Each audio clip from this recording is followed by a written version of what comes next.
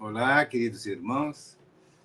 É uma alegria, um prazer muito grande estarmos com vocês hoje para darmos continuidade ao estudo desse belíssimo livro de André Luiz, que é o Nosso Lar, desejando a todos nós, aos nossos lares, nossos corações entrelaçados, a paz de Jesus, que possa permanecer sempre conosco. Pois bem, dito isso, vamos estudar hoje o capítulo 35 de Nosso Lar, intitulado Encontro Singular. Pois bem, André Luiz estava trabalhando já pela primeira vez lá nas câmaras de retificação e tinha chegado aquela equipe socorrista, né, muito grande, com numerosos espíritos sofredores, né, comandados pelos samaritanos, que são um grupo de espíritos socorristas, e André Luiz estava lá desenvolvendo o trabalho dele, quando, num determinado momento, ele encontrou-se, coincidentemente, né, com um amigo, uma pessoa que conhecia da época que ele era encarnado. Né?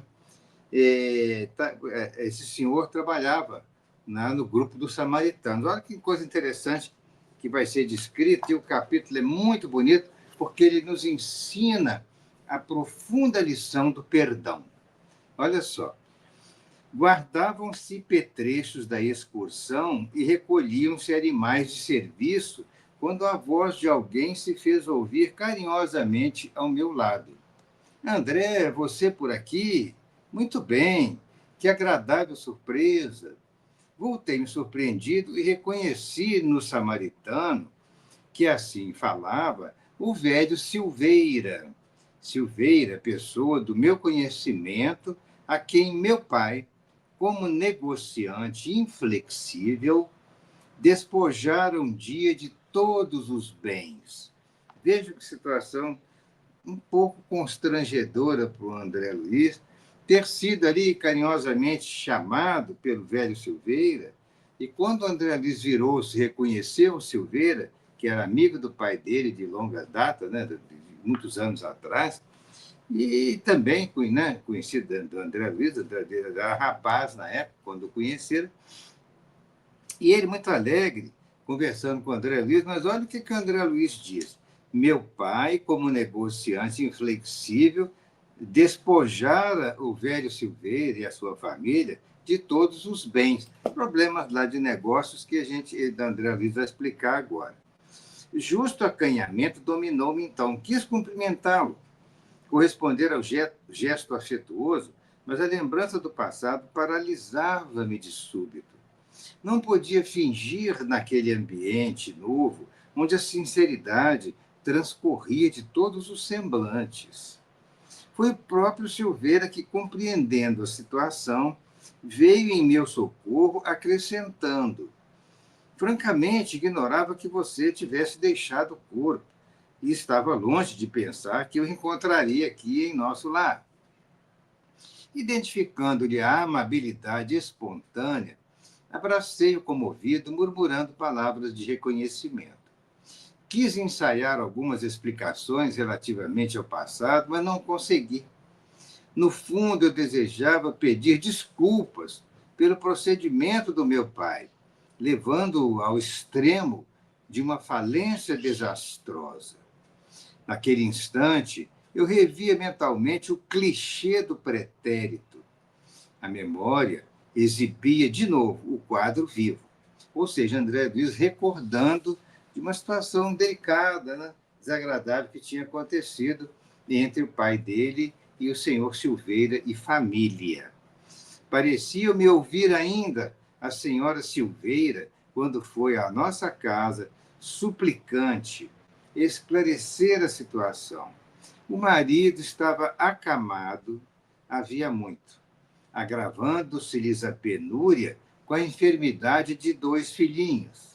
Então, olha só, o marido doente em situação financeira, né, precária, 2 filhinhos também que não estavam bem de saúde, e o pai do André Luiz cobrando promissórias dívidas que tinha com os negócios, né, da família do pai de André Luiz. Olha só.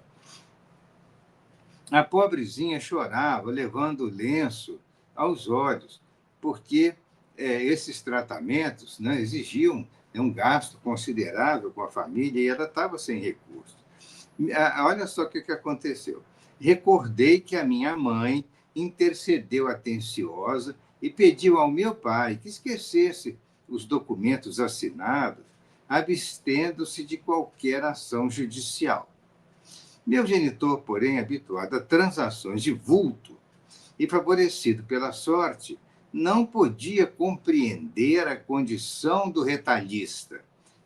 Retalhista, né, no caso, o Silveira trabalhava, provavelmente, né, numa firma ligada aos negócios do pai de André Luiz e devia lidar com tecidos em geral, né, para roupas, etc.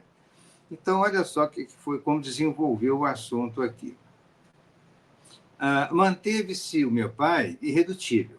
Declarou que lamentava as ocorrências, que ajudaria o cliente e amigo de um outro modo, frisando, porém, que no tocante aos débitos reconhecidos, não via outra alternativa do que a de cumprir religiosamente os dispositivos legais. Não podia, afirmava, quebrar as normas e precedentes do seu estabelecimento comercial. As promissórias teriam efeito legal, ou seja, haveria cobrança judicial da dívida da pobre família do senhor Silveira. E consolava a esposa aflita, comentando a situação de outros clientes que, a seu ver, se encontravam em piores condições que o senhor Silveira. Lembrei os olhares de simpatia que a minha mãe lançou à desventurada postulante, afogada em lágrimas. Meu pai guardava profunda indiferença a todas as súplicas. E quando a pobre mulher se despediu, meu pai repreendeu a minha mãe austeramente, proibindo-lhe qualquer intromissão na esfera dos negócios comerciais. A pobre família teve de arcar com a ruína financeira completa. Ele lembrava perfeitamente o instante em que o próprio piano da senhorita Silveira, quer dizer, a filha, né, do Silveira, foi retirado da residência para satisfazer as últimas exigências do credor implacável. Situação triste. A mãe do André Luiz foi repreendida pelo pai para que ela não interferisse, não intercedesse em questões dos negócios, né, que ele próprio conduzia. Aquela situação antiga, né? Quem sabe, talvez lá pelos anos 1920, e isso era uma coisa muito triste, né? Uma pessoa ser levada a uma situação de falência e penúria financeira. Queria desculpar-me, todavia, não encontrava frases justas, porque na ocasião também eu encorajara meu pai a consumar o iníquo atentado. Considerava minha mãe excessivamente sentimentalista e induzira-o a prosseguir na ação até o fim. Ou seja, lamentavelmente, na época, o André Luiz, envolvido lá pelas ideias, né, de orgulho, vaidade e egoísmo, ele deu digamos, toda a razão ao pai de fazer a cobrança judicial em cima da pobre família que sofria. Muito jovem ainda, a vaidade apossara-se de mim e não queria saber se outros sofriam. Não conseguia enxergar as necessidades alheias. E, nesse ponto, tinha sido inexorável, inútil qualquer argumentação materna. Derrotados na luta, os Silveiras haviam procurado um recanto humilde no interior, amargando o desastre financeiro em extrema penúria. Nunca mais tivera notícias daquela família que, certo, nos deveria odiar. Situação triste, uma situação constrangedora, né, em que a família foi obrigada a mudar-se para o interior, certamente buscando o amparo de parentes, de outros entes queridos distantes, para que ela tentasse ter uma condição mínima de sobrevivência, né? Derrotados na luta, conforme eu já disse, né, eles foram para o interior. E essas reminiscências alinhavam-se no cérebro com a rapidez de segundos. E, no momento, reconstituíra todo o passado de sombras. E, enquanto mal dissimulava o desapontamento, o Silveira, sorrindo, chamava-me à realidade. E aí, tem visitado o velho? Quer dizer, perguntando pelo pai do André Luiz, né? Tem visitado o velho? Aquela pergunta, a evidenciar espontâneo carinho, aumentava a minha vergonha. Esclareci que, apesar do imenso desejo, não conseguira ainda tal satisfação, ou seja, o próprio André Luiz não tinha ainda tido a possibilidade de encontrar com o pai dele, que, conforme sabemos, estava em zonas de sofrimento inferiores. Pois bem, Silveira identificou meu constrangimento e, apiedando-se talvez do meu estado íntimo, procurou afastar-se. Abraçou-me cavalheirescamente e voltou ao trabalho ativo. Muito desconcertado, procurei Narcisa, ansioso de conselhos. Expus-lhe a ocorrência, detalhando os acontecimentos terrenos. Ela ouviu-me com paciência e observou carinhosamente. Não me estranhe o fato. Vi-me há tempos nas mesmas condições. Já tive a felicidade de encontrar por aqui o maior número das pessoas que ofendi no mundo. Olha só. Sei hoje que isso é uma bênção do Senhor que nos renova a oportunidade de restabelecer a simpatia interrompida, recompor os elos quebrados da corrente espiritual. Olha como Narcisa, né, tinha assim, um equilíbrio emotivo, espiritual muito grande, porque Narcisa estava esclarecendo para André Luiz que ela mesma tivera problemas dessa natureza há tempos atrás e que ela teve, graças a Deus, a oportunidade de encontrar pessoas que ela havia ofendido no passado. E essa oportunidade, né, que a lei divina nos dá é a oportunidade de reaproximação, de perdão, né, de refazer os laços fraternais que as criaturas precisam estar permanente unidas pelos laços da fraternidade quando elas trabalham no campo do bem, quando elas estão lutando para a sua autotransformação, para a sua reforma íntima. E Narcisa orientou André Luiz, olha, eu já estive assim, André, e encontrei pessoas aqui que eu tinha ofendido no passado, e eu pude pedir perdão a elas, né? Pude me reaproximar delas, porque, né, a bênção do Senhor nos renova a oportunidade de restabelecer a simpatia interrompida. Olha que frase significativa para todos nós, né? A reaproximação fraternal das pessoas. Tornando-se mais categórica no ensinamento, Narcisa perguntou: aproveitou você o belo ensejo? Quer dizer, a oportunidade que você teve de se desculpar com ele, né? Não, o que quer dizer, indaguei? Desculpou-se com Silveira? Olha, que é grande a felicidade reconhecer os próprios erros. Já que você não pode examinar-se a si mesmo com bastante luz de entendimento, identificando-se com o antigo ofensor, não perca a oportunidade de se fazer amigo, né? Quer dizer, ele, já que o passado já tinha acontecido, não ia retornar para resolver o assunto, mas pelo menos agora ele poderia ter oportunidade de se fazer amigo novamente do Silveira, né? Desculpar-se com ele. Vá, meu caro, abrace-o de outra maneira. Aproveite o momento, porque o Silveira é ocupadíssimo e talvez não se ofereça tão cedo outra oportunidade.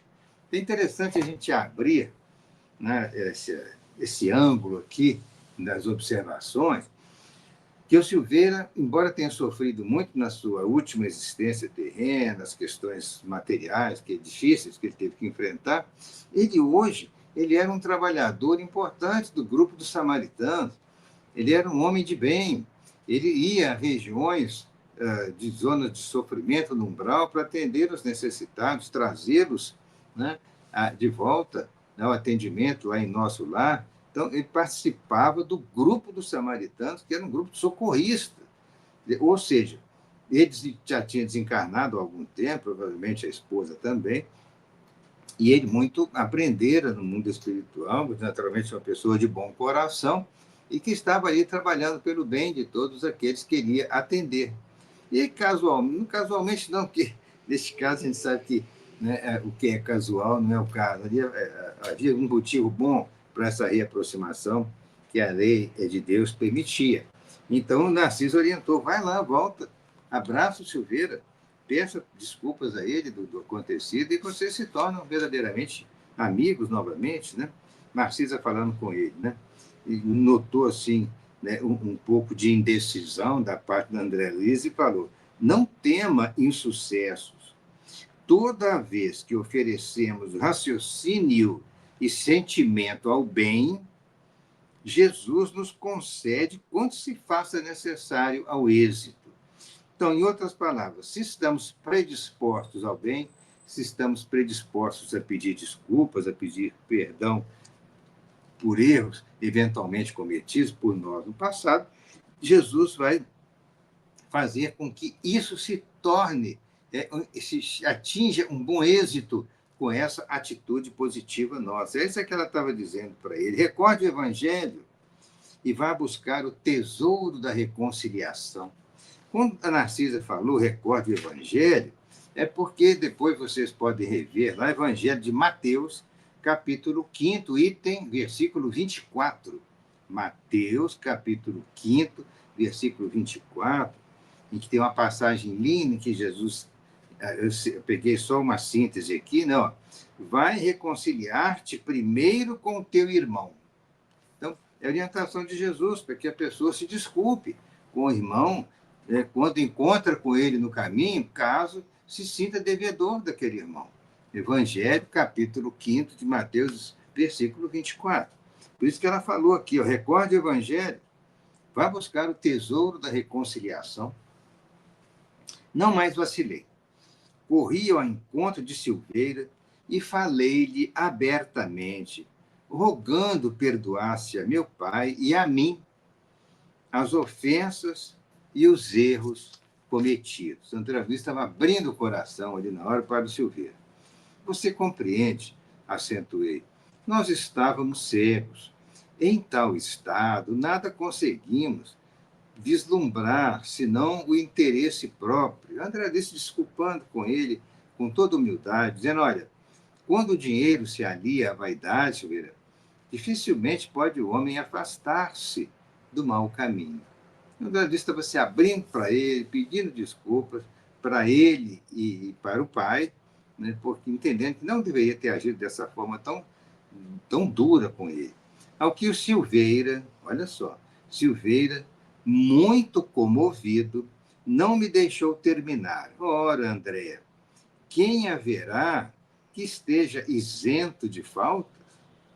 Acaso poderia você acreditar que eu vivi isento de erros? Além disso, o seu pai foi o meu verdadeiro instrutor. Devemos-lhe, meus filhos e eu, abençoadas lições de esforço pessoal, que sem aquela atitude enérgica que nos subtraiu as possibilidades materiais, que seria de nós no tocante ao progresso do espírito, renovamos aqui, meu amigo, todos os nossos velhos conceitos da vida humana.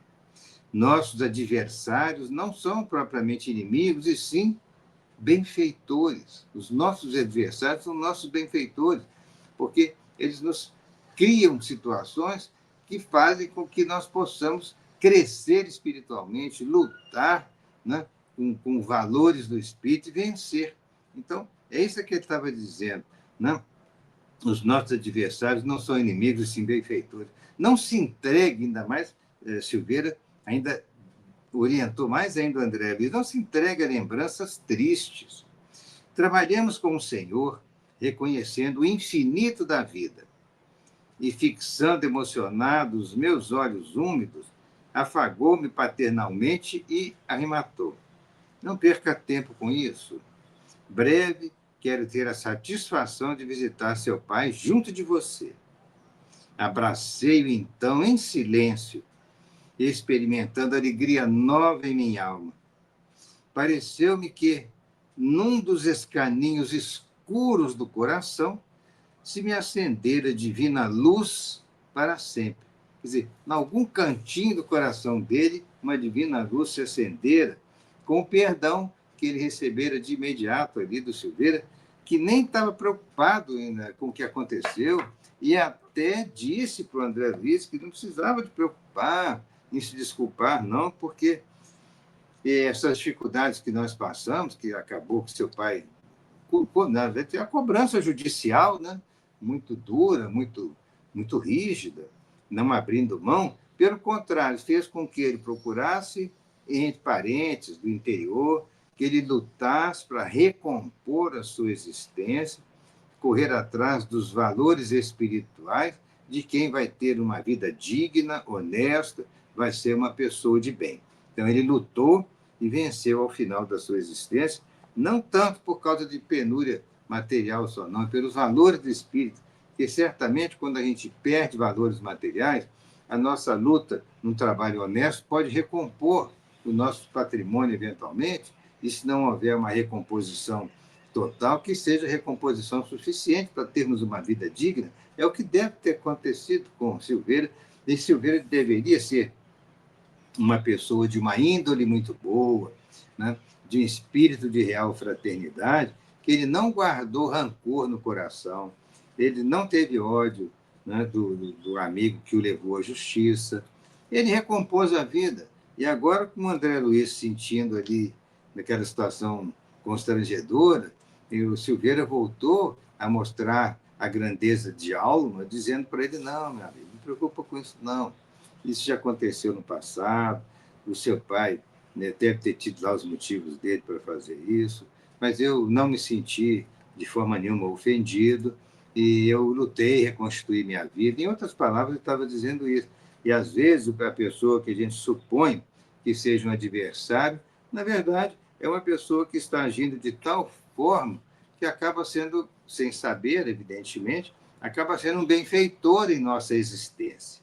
Por isso que Silveira estava dizendo. E André Luiz ficou muito emocionado, né? Abraçou Silveira novamente, né, em silêncio, e experimentou uma alegria muito grande, né, de ter obtido, né, aquele perdão espontâneo ali do amigo e ter tirado, como se fosse assim, um peso do coração.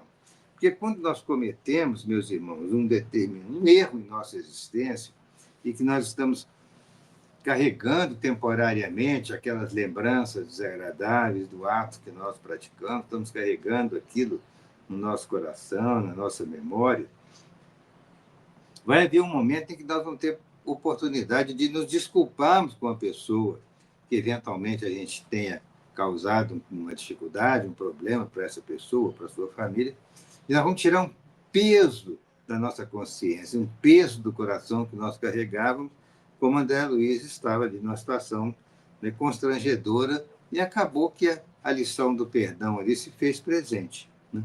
Reconcilia-te com teu irmão enquanto te encontras a caminho, né? Então, Mateus, capítulo 5º, versículo 24. Fica aqui para nós meditarmos a lição do perdão. A lição de que, ao encontrarmos um irmão que nós nos sentimos devedores, né, dele, nós possamos nos aproximar fraternalmente e nos desculparmos com ele. Certamente que ele vai compreender, que vai aceitar as nossas desculpas, vai nos abraçar e vai tirar dos nossos ombros, do nosso coração, um peso que carregava. Como diz André Luiz, né? Um dos escaninhos escuros do coração, se me acender a divina luz para sempre. Queridos irmãos, que a paz de Jesus continue permanecendo sempre em nossas existências, em nossos lares. Envie um abraço carinhoso a todos vocês. Muito obrigado pelo carinho e pela atenção.